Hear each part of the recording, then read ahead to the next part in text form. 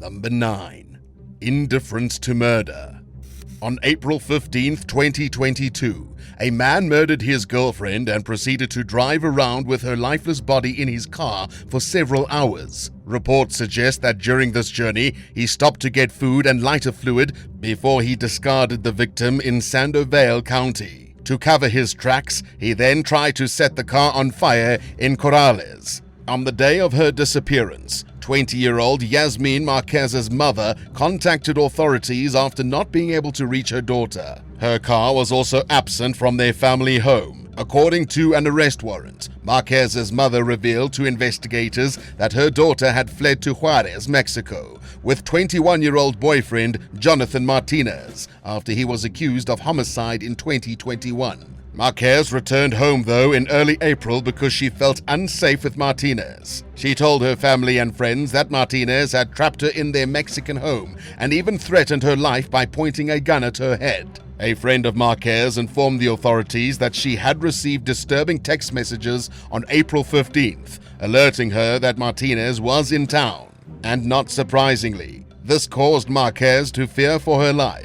Law enforcement officers discovered Marquez's abandoned car the day after her disappearance, partially burned in Corrales. This piece of evidence led to the arrest of Martinez on May 2nd, and when he was taken into custody, he was found with Marquez's phone in his possession. Through a thorough investigation, deputies traced the locations of Marquez's phone and found out that the couple had met at Kirtland Park on April 15th, before they went on to Pajarito Mesa. Surveillance footage corroborated their movements, capturing Martinez buying food from a McDonald's restaurant and lighter fluid from a Walmart in Bernalillo in the hours after the murder. He then made a stop along US 550 after leaving the Walmart. Upon arriving at the location, officers were immediately greeted by the stench of decomposition, and a crime scene was confirmed right away. Beneath a pile of roof debris, they discovered Marquez's lifeless body 2 months after it had been dumped there by Martinez. And oddly enough, a medical examiner found no signs of trauma during the examination. What's more, in Marquez's phone, deputies discovered distressing screenshots of messages sent from Martinez's Facebook profile. These messages included statements from Marquez. In one, he mentions that he fears she does not love him anymore, and in another, he states that since he's not good enough for her, he should kill her. In the end, deputies from the Bernalillo County Sheriff's Office arrested Martinez on the charge of first-degree murder. He's currently sitting behind bars as he waits for his trial. Number 8. The Late Confession. On May 1st, 2023, a man from New Mexico found himself behind bars after confessing to a murder. 37-year-old Tony Ray Peralta walked into a convenience store and borrowed a cell phone, only to use it to dial 911 and admit to the heinous act of killing his landlord nearly 15 years prior.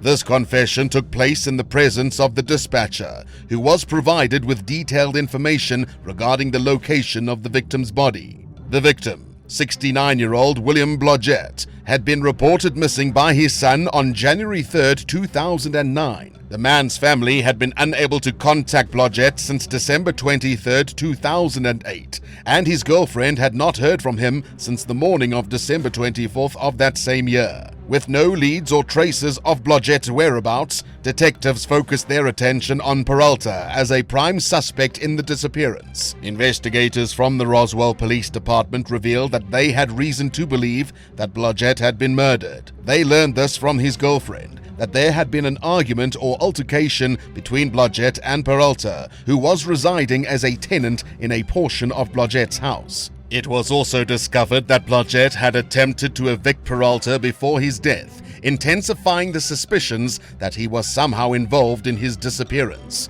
But despite their initial focus on Peralta, the investigation reached a standstill due to a lack of substantial leads and evidence, and the case remained cold until May 1st, 2023.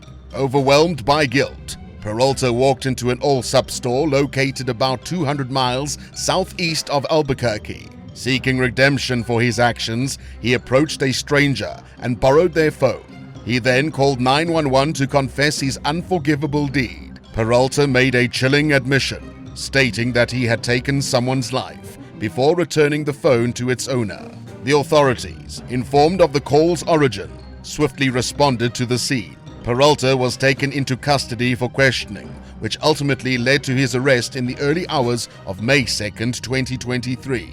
Armed with the information shared by Peralta, investigators obtained a search warrant for the property where both Peralta and Blodgett had lived at the time of the disappearance. The investigation team followed Peralta's instructions, which eventually led them to a specific area on the property. In an attached room on the western side of the house, plywood floorboards were carefully removed, and to their surprise, buried beneath the earth lay human remains consisting of numerous bones and a set of dentures. A comparative analysis between the dentures and Blodgett's dental records, obtained when he was initially reported missing in 2009, confirmed investigators' suspicions that the bones did in fact belong to Blodgett. While Peralta openly confessed to the crime, he remained tight-lipped when it came to providing a motive for his actions. However, he disclosed that he used a screwdriver as the murder weapon. Peralta has since been taken into custody and is now charged with first-degree murder for the crime.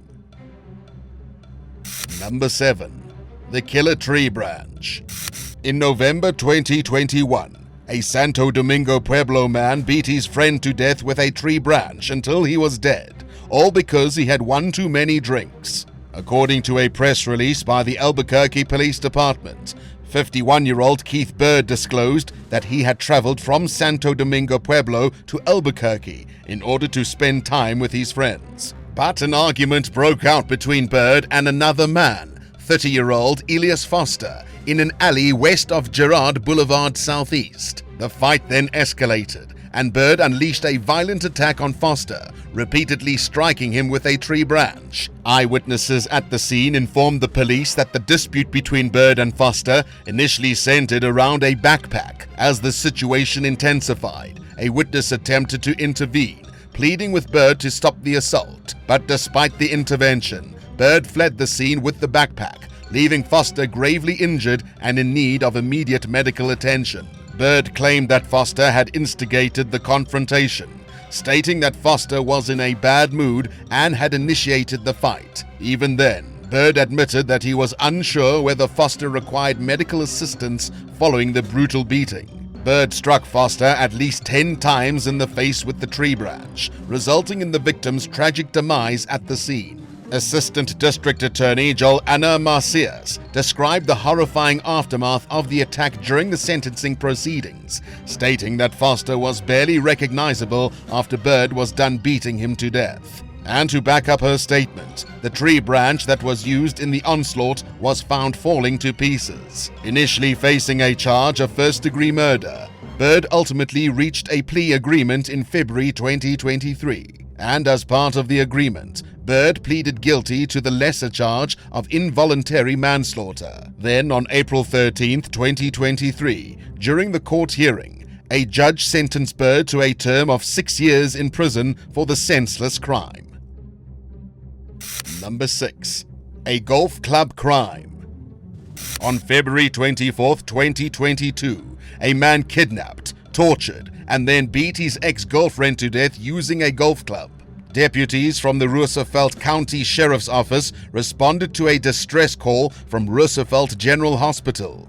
The victim, later identified as 26-year-old Sabrina Calderon, had been brought in with severe injuries. Calderon had been subjected to a horrifying ordeal of being struck with a golf club after being kidnapped. Court records revealed that 33-year-old Thomas Lopez had personally driven Calderon to the hospital and falsely claimed that she had fallen down the stairs. But despite her intermittent state of consciousness, Calderon reportedly mustered the strength to inform medical personnel that Lopez was responsible for her injuries. According to her, Lopez struck her with golf clubs, bit her ear, and viciously punched her with his closed fists. The relationship between Lopez and Calderon had been shaky before descending into a complete nightmare. Calderon disclosed to authorities that in the last month leading up to the incident, Lopez had confined her to his residence on Roosevelt Road 6, gradually intensifying his control to the point where he wouldn't even allow her to leave a room. The situation took an even more sinister turn as Calderone recounted her desperate attempts to reach out for help. When she tried to contact her father, Lopez placed audio and visual surveillance equipment inside the vents of the home to ruin her efforts. Authorities also revealed that Lopez proceeded to physically assault her, using a lamp cord to strangle her while callously declaring that she brought the assault upon herself. In a final act of unfathomable cruelty, Lopez allegedly forced Calderone into a barn on the property, where he tied her to a chair. He then proceeded to rain down brutal blows upon her head and repeatedly struck her with full force using a golf club, inflicting unimaginable pain and injuries. Authorities then arrested Lopez at the residence on Roosevelt Road 6, where he was discovered hiding in a ventilation shaft. During a hearing in the 9th Judicial District Court, Judge Donna J. Moore sentenced Thomas Lopez to 18 years in prison, but his sentence also included a 4-year habitual offender enhancement. Lopez pleaded guilty to charges of second-degree murder, kidnapping, and resisting, evading, or obstructing a police officer prior to his sentencing. Due to the gravity of his violent offense, the court mandated that he must serve 85% of his sentence, which amounts to slightly over 15 years behind bars. Number 5. The tragic case of Fenona. In May of 2019, a man kidnapped and brutally murdered his Army veteran girlfriend. 59-year-old Cecilia Fenona, a Navajo woman, was reported missing by her family in May 2019, and there was no trace of her until 2 years later, when her remains were discovered in Las Vegas. 61-year-old Jerry J. was a resident of Farmington, New Mexico, and he murdered Fenona by striking her in the back of the head with a blunt end of an axe. Shockingly, she was still alive when Jay placed her in the back of her own truck. He then embarked on a cross-country journey, traversing multiple state lines in the stolen vehicle.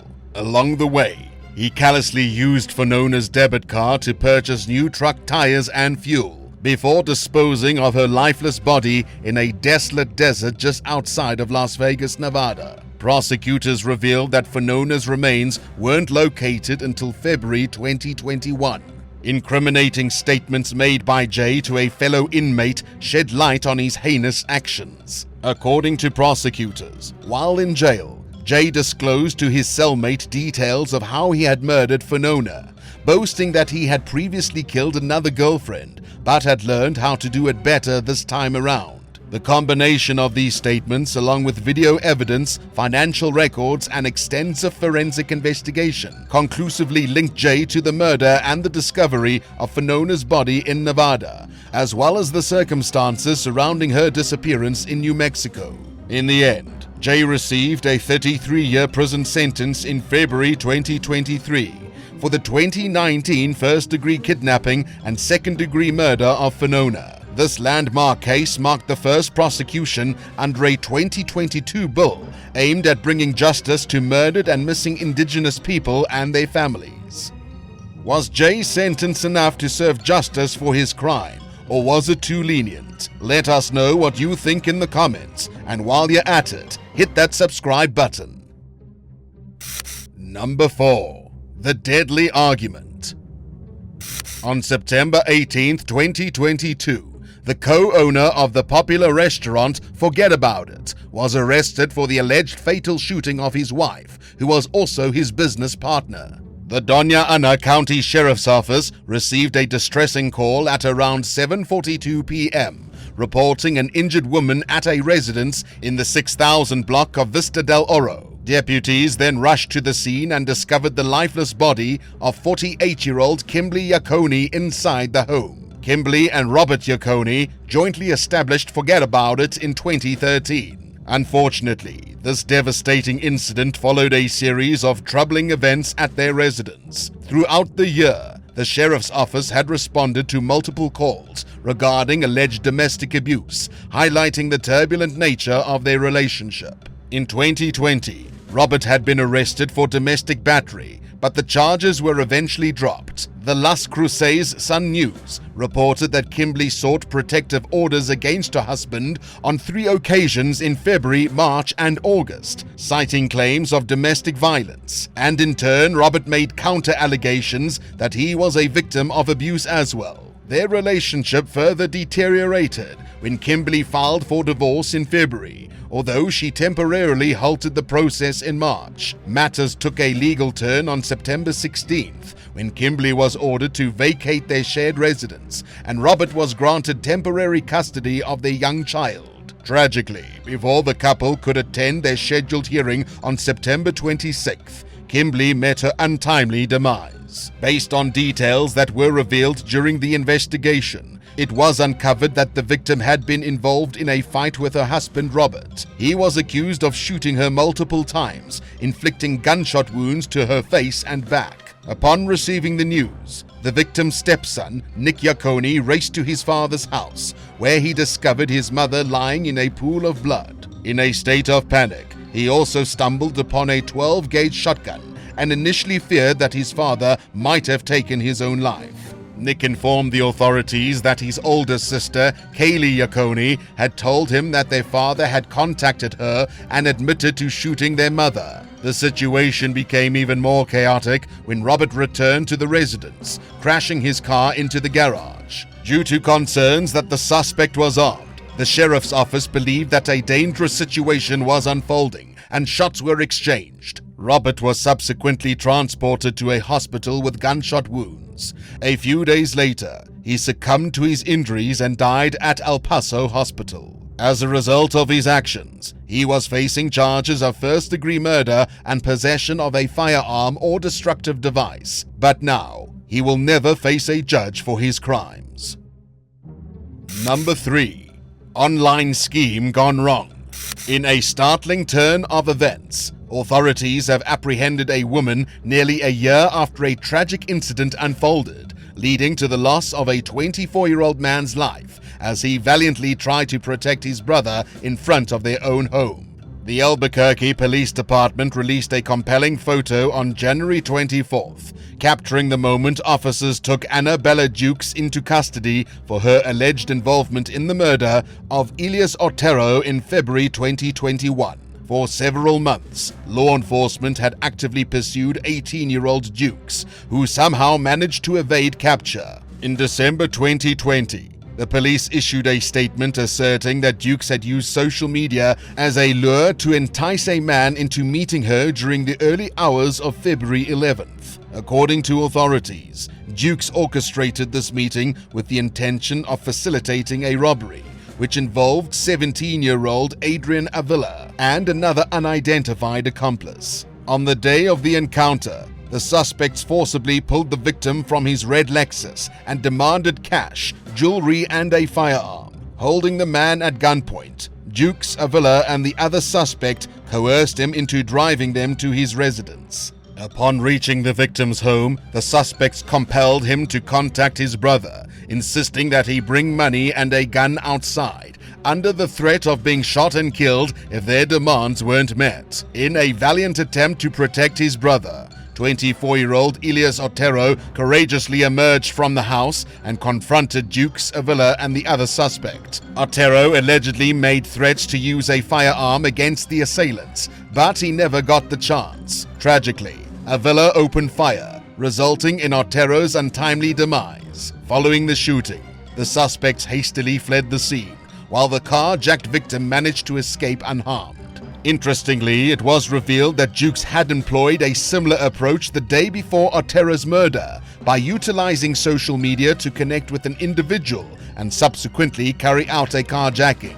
Back in December, the Albuquerque Police Department announced that Adrian Avila had turned himself in. He now faces several serious charges including murder, kidnapping, armed robbery with a deadly weapon, tampering with evidence, and conspiracy to commit first-degree murder. It's also worth noting that Otero had previously served as a corrections officer at the Metropolitan Detention Center in Albuquerque, but he had recently embarked on a new career with the Postal Service before meeting his tragic demise. According to records from the Bernalillo County Jail, Annabella Jukes is currently detained on charges of first-degree murder, first-degree kidnapping, armed robbery, conspiracy to commit a felony, and tampering with evidence. As the legal process unfolds, she remains in custody, awaiting trial for her alleged crimes. Number 2. No consent. On December 10th, 2022, a woman brutally stabbed a man because he was trying to kiss her without her consent. Amy Boughton Martinez, a 31-year-old resident of Las Cruces, was arrested and now stands accused of 1 count of attempted first-degree murder. The charges stem from an incident in which Boughton Martinez attempted to stab a 63-year-old man, citing his forceful attempt to kiss her as the motive for her actions. According to the affidavit, the victim sustained multiple stab wounds to the sensitive areas, such as the scrotum, groin, and chest. The man asserted that he and Boughton Martinez were involved in a romantic relationship, while she contradicted this claim, asserting that she had no prior relationship with the man and had no interest in pursuing one. During her appearance before a judge after her arrest, prosecutors filed a motion arguing the court to keep Boughton Martinez in custody, highlighting the potential danger she poses to both the victim and the community. Additionally, the motion drew attention to another ongoing case against Boughton Martinez, in which she stands accused of 1 count of aggravated battery. According to law enforcement, in that particular incident, Boughton Martinez allegedly choked a woman whom she believed had stolen her backpack. As of now, Boughton Martinez remains in custody and stands accused of 1 count of attempted first-degree murder. Number 1. Biker Gang Shootout. In May 2023, during a Memorial Day motorcycle rally in Red River, New Mexico, a vicious biker gang shootout led to several bikers being injured, with one vital suspect arrested. Jacob David Castillo, a 30-year-old man from New Mexico, was charged with murder in the incident. The shootout took the lives of 3 individuals: 26-year-old Anthony Silva from Los Lunas, 46-year-old Damian Bro from Socorro, and 46-year-old Randy Sanchez from Albuquerque, and Castillo was one of the people responsible. The New Mexico police got reports of gunshots around 5 p.m. Upon arrival at the scene, they found 2 people dead and 6 others injured. The injured were taken to local hospitals. One of them required critical care and was airlifted to a Denver hospital. The 3rd victim unfortunately gave in to their injuries and was pronounced dead at the hospital. According to the Associated Press, the shooting incident involved 2 specific gangs, namely the Bandidos and the Water Dogs. Eyewitnesses such as Eddie Cook recounted the chaotic scene where people were running and shouting warnings about the ongoing shooting. Albuquerque Police Chief Harold Medea, who happened to be off duty, shared a photo on Twitter taken just 30 minutes before the shooting. The rally's event schedule indicated that bikers were expected to gather at the Below the Woods Saloon for a live music performance by Warning Shot. The rally had attracted more than 25,000 bikers to the town for the weekend. The Bandidos, originating in San Leon, Texas in 1966, are known to be the largest motorcycle gang in the United States, boasting thousands of members, as reported by the FBI. The gang has been involved in various illegal activities, including the distribution of cocaine, marijuana, and other drugs, according to the Justice Department's findings. Castillo, although injured, was arrested and will face charges once he is released from the hospital. Another injured individual, 41-year-old Christopher Garcia from Texas, will be charged with cocaine possession once he's booked into the Taos County Detention Center. The New Mexico police clarified that the remaining 4 injured individuals have not been charged with any offenses at this time, but more suspects might be arrested in the future. Which one of these New Mexico crimes makes your skin crawl? Let us know in the comments below, and if you haven't already, be sure to subscribe to the channel. Thanks so much for watching, and we'll see you next time on Bad Badger.